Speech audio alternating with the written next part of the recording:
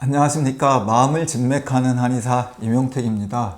우리가 피부 노화에는 관심을 많이 갖잖아요. 저도 50 전까지는 로션도 안 바르고 스킨 하나 간단히 바르고 그랬었는데, 지금은 안에 화장품 괜찮다고 하면 원래 이렇게 좀 받아가지고 바르기도 하고 두세 종류 이렇게 더 바르는 것 같아요. 그만큼 이런 부분들 우리가 관리를 하는데, 잇몸도 어떻게 보면 피부만큼 중요한데, 잇몸은 우리가 아프기 전까지 뭔가 시리거나 피가 나기 전까지는 아무런 관리나 조치를 안 하는 것 같습니다. 잇몸은 피부보다도 노화가 일어나면 제일 먼저 상하게 되고 증상이 나타나는 그런 기관이에요. 더욱이 평소에 관리를 안 하거나 구강에 어떤 위생이 안 좋을 때 더 심해질 수 있거든요. 그래서 오늘은 잇몸 건강을 지킬 수 있는 방법들에 대해서, 그리고 또 잇몸에 좋은 음식들에 대해서 나눠드리도록 하겠습니다.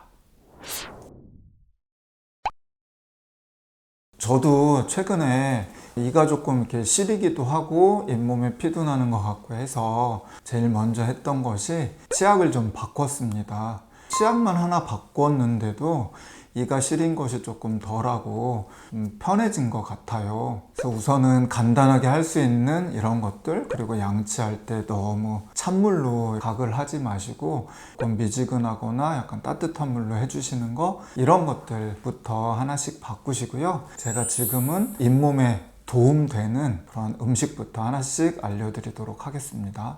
잇몸 건강에 도움이 되는 첫 번째 음식은 유제품입니다. 우유, 요거트, 치즈 같은 것들을 말하는데요. 이런 유제품에는 칼슘과 인 성분이 풍부해서 치아가 부식되는 것을 막고요. 일종의 보호 필름막 같은 것들을 형성하게 됩니다. 우유 한 잔 마시는 것만으로도 플라그를 생성하는 이런 박테리아가 만들어낸 산을 중화할 수가 있고요. 또 치즈는 구강 내에 수소이온 농도를 높여서 구강의 산성화를 막아준다고 합니다. 그러니 우리가 식사할 때 치즈 한두 조각, 그리고 우유 한 반잔 이렇게 드셔주시면 그것도 좋을 것 같아요. 잇몸 건강에 도움이 되는 두 번째 음식은 양파입니다. 불에 이렇게 익히지 않은 생양파는 입안 속에 있는 여러 박테리아를 물리치는 항박테리아 성분을 가졌어요. 또 양파에 있는 섬유질이 플라그를 제거하는 데도 도움이 됩니다. 양파를 생으로 드시거나 양파물을 우려내서 양치를 하거나 가글을 하는 것이 도움이 되는데요. 사실 이 양파는 제일 문제가 되는 게 냄새잖아요. 이게 잘못하면은 하루 종일 냄새가 풍길 수도 있어서 불편할 수 있어요. 그래서 자기 전에 가글을 하시고요. 좀 지혜롭게 활용하는 게 필요할 것 같습니다. 잇몸 건강에 도움이 되는 세 번째 음식은 녹색 채소입니다. 샐러드에 들어가는 여러 가지 녹색 채소들은 잇몸 건강뿐만 아니라 우리 몸 전체에도 이롭게 하잖아요. 씹는 동안에 타액이 분비가 되잖아요. 그리고 이 타액이 박테리아들을 중화시키는 데 도움이 됩니다.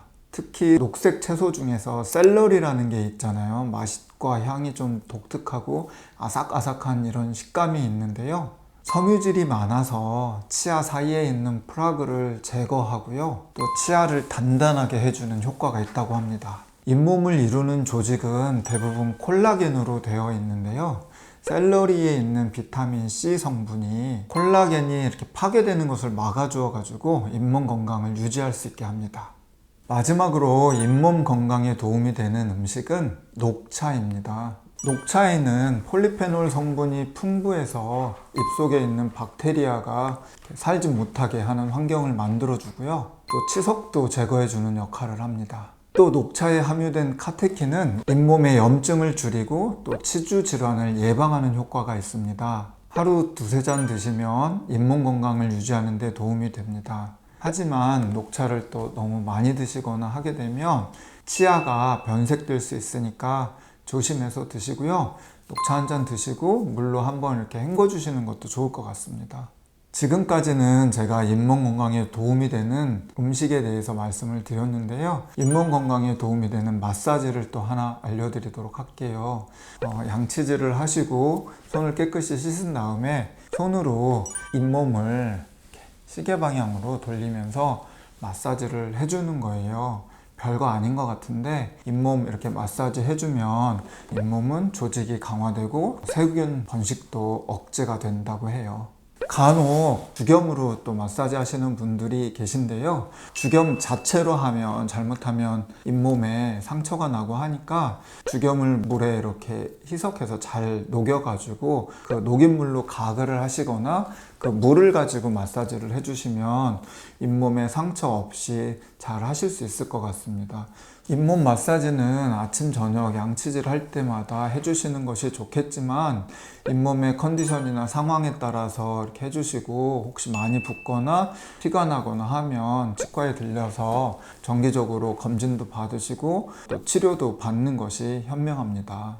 오늘은 잇몸 건강에 대해서 이야기를 나눴는데요. 여러분들 요새 보면 정말 치약도 종류별로 좋은 것들 많이 나와 있고 칫솔도 치간 칫솔이나 치실 같은 것도 많이 나와 있으니까 양치질 먼저 이렇게 꼼꼼하게 하시고요. 너무 세게 하는 것보다는 부드럽고 구석구석까지 그렇게 하는 것이 필요할 것 같고요. 또 이런 좋은 습관 갖는 거 물론 중요하지만 규칙적으로 치과에 방문해서 한 번씩 점검을 받는 것도 중년 이후의 삶에서는 잇몸 건강을 위해서 굉장히 중요한 일이라 생각합니다. 치료가 꼭 필요한 상황인데 홈케어를 하다가 시간이 늦어질 수 있으니까 그것도 조심하시고요. 오늘은 제가 잇몸 건강에 대해서 여러분들과 이야기를 나눴고요. 다음번에 더 좋은 그리고 더 유익한 건강 정보를 가지고 여러분들께 인사드리도록 하겠습니다. 감사합니다.